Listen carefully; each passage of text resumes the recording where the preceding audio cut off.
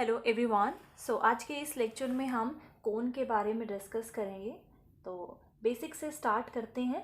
कोन हमारे पास ये जो मैंने बनाया है, वी ऑल नो कि जो शेप है वो किसकी है, कोन की शेप है।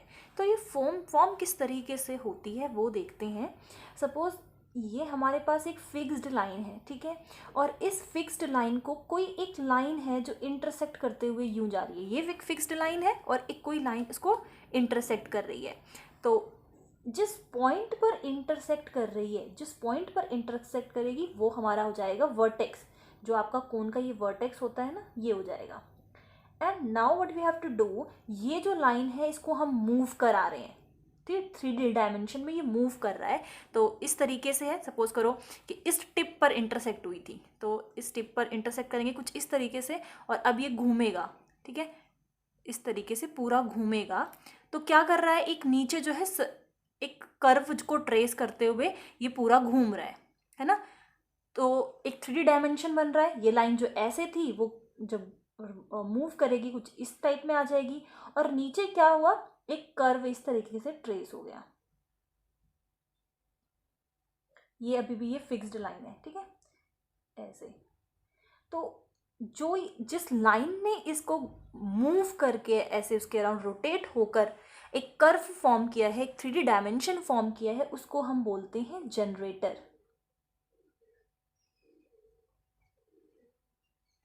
और सिर्फ यही नहीं, मतलब क्योंकि ये लाइन जो है वो यहाँ पर आई होगी, फिर यहाँ पर आई होगी, फिर यहाँ पर आई होगी, मतलब यहाँ पर आई होगी, ये सारे क्या है, ये सारा ये क्या है, एक जनरेटर ही तो है, क्योंकि यही सेम ही लाइन तो उस साइड पूरे 3D डायमेंशन में घूम रही थी, तो वो क्या हो जाएगा, जनरेटर हो जाएगा। तो कोन के सरफेस पे जो आपको ये सारी लाइंस मिलेंगी वो क्या होंगी, जनरेटर होंगी।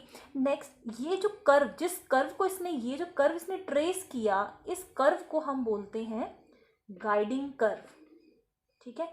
तो ज़रूरी नहीं है कि ये गाइडिंग कर्व हमेशा सर्कल ही आपको मिले, एलिप्स में मिल सकता है। जब एलिप्स मिलता है तो उसको हम बोलते हैं एलिप्टिकल कोन, या फिर अगर आपको जब सर्कल मिलेगा तो वो उस पर्टिकुलर केस में उस कोन को हम नाम दे देते हैं राइट सर्कुलर कोन। कि जब उसका जो बेस है, इस कोन का जो बेस है वो अगर सर्कुलर बेस होगा तो वो कैसा कोन हो जाएगा, राइट सर्कुलर कोन हो जाएगा। तो इसका मतलब ये है कि आपके जो जितने भी राइट सर्कुलर कोन होते हैं वो कोन होते हैं, बट सारे कोन आपके राइट सर्कुलर कोन नहीं होंगे, क्योंकि इसके बेस पे डिपेंड करता है फिर, ठीक है। तो ये सारे इसका पोर्शन था कि वर्टेक्स क्या है, जनरेटर क्या है, गाइडिंग कर्व क्या है, this is your fixed point. So I hope I am clear. आप देख सकते हो किस तरीके से आपको कोन मिला है। एक्चुअली यही सेम चीज़ जब ऊपर रिपीट होती है तो ऊपर भी एक कोन मिलता है, डबल कोन। तो इसके बारे में हम बाद में डिस्कस करेंगे। अभी सिंपली बहुत ही बेसिक पोर्शन से चल रहे हैं, तो इतना भी हमारे लिए इनफ है। अब आ जाते हैं एक टर्म होमोजीनियस, जिसके बारे में हमें ऑलरेडी पता है। सो होमोजीनियस इक्वेशन में क्या होता है कि इफ़ कोई भी इक्वेशन, सपोज करो दिस इज इक्वल्स टू 0, हम क्या करेंगे, रिप्लेस कर देते हैं, मतलब r x r y r z कर देंगे।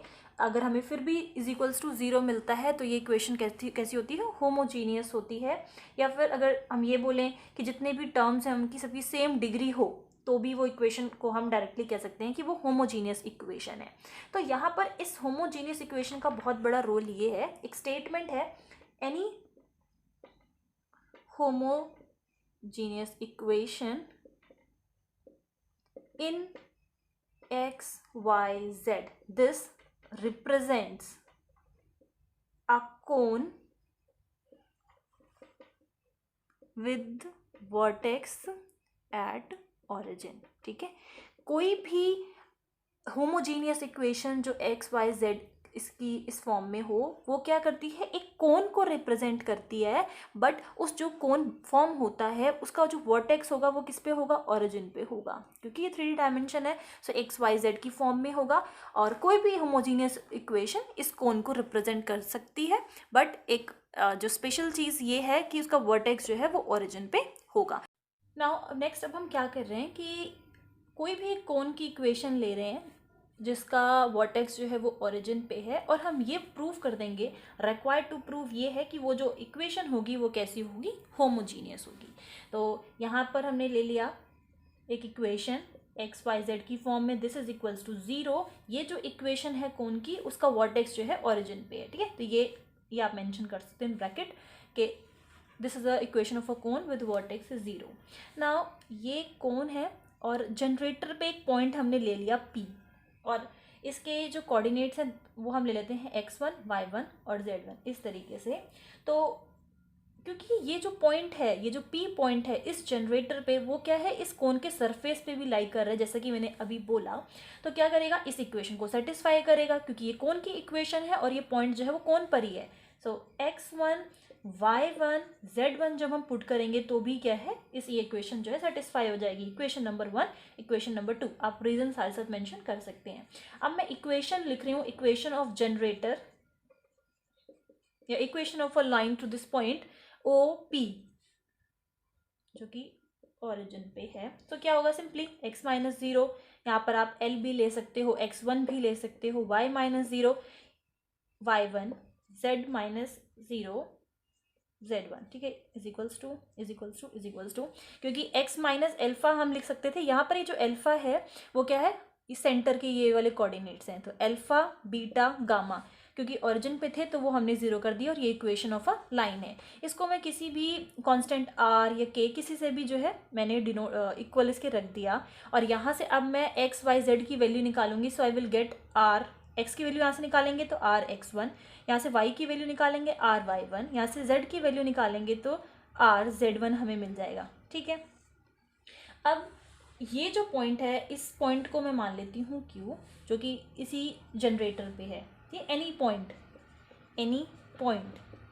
तो क्योंकि ये जो पॉइंट है इस जनरेटर पे है, तो जो इक्वेशन ऑफ अ कोन है उसको भी सेटिस्फाई करेगा। इसका मतलब जैसा कि P वाला पॉइंट इस चीज़ को सेटिस्फाई कर रहा था, वैसे ये Q वाला पॉइंट भी सेटिस्फाई करेगा। Instead of this I can write r(x1), r(y2) and r(z1), this is equals to 0। तो यही तो होमोजीनियस इक्वेशन होती है कि x y z है, उसमें जब हम r(x), r(y), r(z) भी पुट करते हैं तो क्या है, हमें 0 मिल जाए। तो इस रिजल्ट से हमें क्या पता चल गया कि जो हमारी इक्वेशन है वो कैसी है, होमोजीनियस है for all values of r। Now next is equation of cone. So इसमें आपको बहुत ही छोटी सी चीज़ समझने की ज़रूरत है।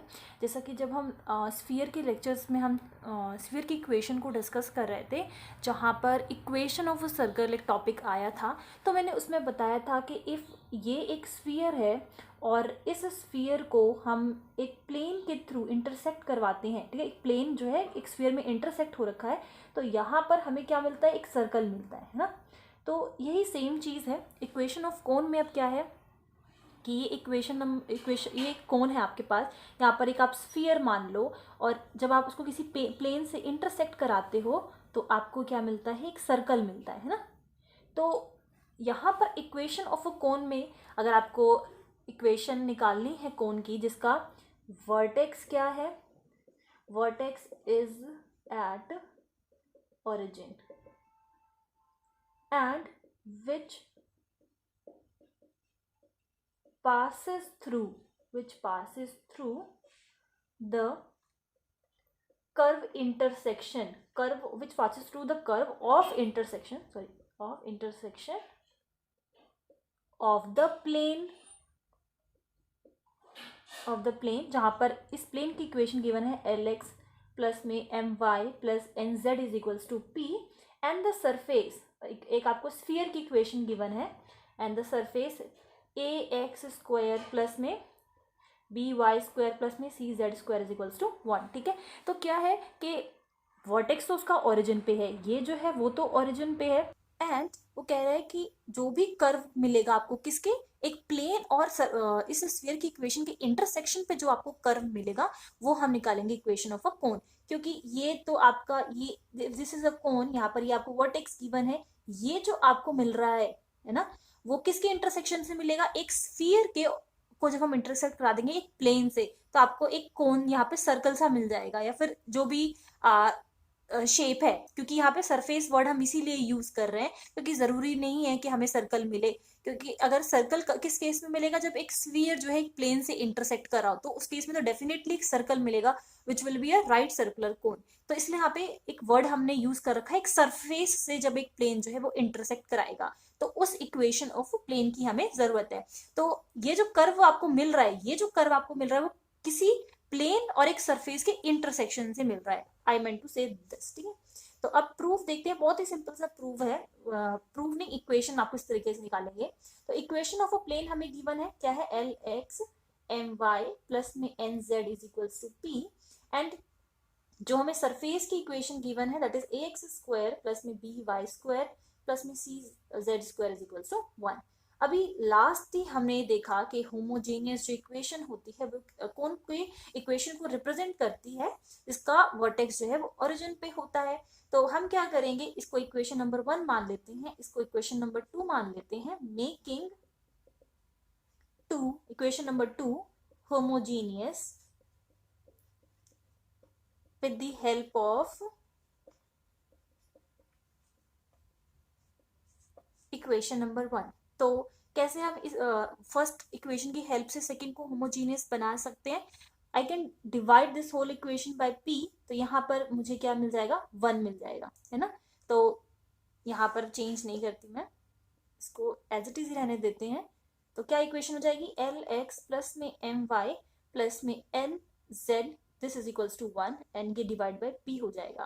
जैसे कि इस केस में तो हम एक जर्नल इक्वेशन लेकर चल रहे हैं प्लेन की, बट अभी मैं आपको इसका एक एग्जांपल भी बताऊंगी। तो अगर उस प्लेन की इक्वेशन में इज इक्वल्स टू 1 है, then no need to divide, ठीक है। यहाँ पर नहीं था तो हमने उसको डिवाइड किया। अब ये जो 1 है इस सरफेस की इक्वेशन में, ये जो 1 है, और तो हम क्या कर सकते हैं, इंस्टेड ऑफ राइटिंग दिस 1 हम इसको इसके इक्वल इक्वेट कर सकते हैं, क्योंकि दोनों का जो राइट हैंड साइड है वो इक्वल है। So this will be ax square plus में by square plus में cz square is equals to lx my nz divided by p। p को इस साइड शिफ्ट करोगे, so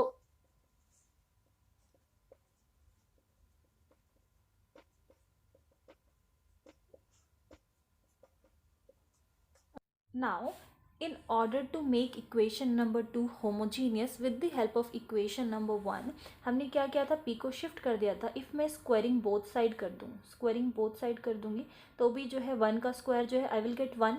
तो मुझे 1 की वैल्यू पुट करनी थी, तो जब मैंने 1 की वैल्यू पुट करी तो ये 1 की वैल्यू इसके इक्वल भी है, तो ये आ जाएगा इसका होल स्क्वायर, ठीक है। जब मैंने p को इस साइड शिफ्ट किया तो ये हो जाएगा आपका p स्क्वायर, और यहाँ पर हो जाएगा इसका होल स्क्वायर, ठीक है। तो यही हमारी रिक्वायर्ड इक्वेशन होती है, रिक्वायर्ड इक्वेशन ऑफ कोन। अब इसको हम एक एग्जाम्पल के थ्रू समझते हैं कि जो वर्टेक्स है वो आपको ओरिजिन पे गिवन है, ठीक है। आपको इक्वेशन ऑफ कोन निकालना है, इक्वेशन ऑफ कोन निकालना है हमें, जिसका वर्टेक्स जो है ओरिजिन पे है। सारी कंडीशन सेम है जो अभी ऊपर हमने डिस्कस किया, एग्जैक्टली सारी कंडीशन सेम है। और यहाँ पर हमें एक इक्वेशन प्लेन की गिवन है, एक इक्वेशन सरफेस की गिवन है, जिसकी इंटरसेक्शन से जो हमें कर्व मिलेगा, ठीक है। तो जैसा कि अभी ऊपर मैंने आपको समझाया था वही सेम है। तो this is a, not a, x plus y plus z is equals to 1, आपको प्लेन की इक्वेशन गिवन है। देन एक सरफेस की इक्वेशन गिवन है, वाई स्क्वायर बाई 9 प्लस में z square by 1 is equals to 1।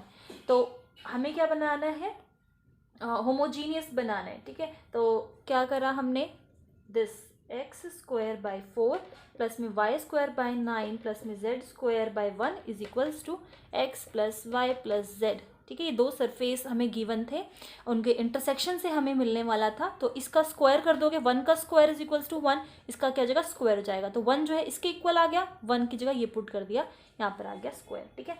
Solve करेंगे जब हम इस पूरी इक्वेशन को, we will get 27x square plus में 32y स्क्वायर प्लस में 72yz प्लस में 72zx plus 72xy, yz zx xy xy yz zx is equals to 0, ठीक है। तो ये हो गई required cone, required equation of cone, ठीक है। अब required equation of cone. So I hope आपको जो भी हमने इस वीडियो में अभी डिस्कस किया वो आपको अच्छे से समझ में आ गया है। बाकी की जो कोन की चीज़ें हैं, इससे रिलेटेड टर्म्स हैं या फिर एग्जांपल्स हैं, वो हम नेक्स्ट वीडियो में देखेंगे। And thank you.